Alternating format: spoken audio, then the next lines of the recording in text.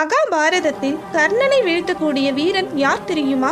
துரியோதனன் கர்ணனுடன் போர் செய்திருந்தால் கர்ணனை வீழ்த்த வாய்ப்பே இல்லை. விதுரர் போரில் கலந்து கொண்டிருந்தால் கர்ணனை வீழ்த்த 10% மட்டுமே வாய்ப்பு இருந்திருக்கும். மிகவும் பலசாலியான பீமன் கர்ணனை வீழ்த்த 30% மட்டுமே வாய்ப்பு இருந்திருக்கும்.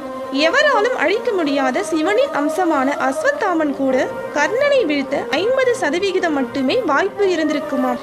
அர்ஜுனன் திறமையான வில்லாளி. கிருஷ்ணரின் உதவி இல்லாமல் கண்டிப்பாக கர்ணனை வீழ்த்திருக்க முடியாது. ஒருவேளை கர்ணனுடன் தனித்து போர் புரிந்திருந்தால் கர்ணனை வீழ்த்த 75% மட்டுமே வாய்ப்பு இருந்திருக்கும்.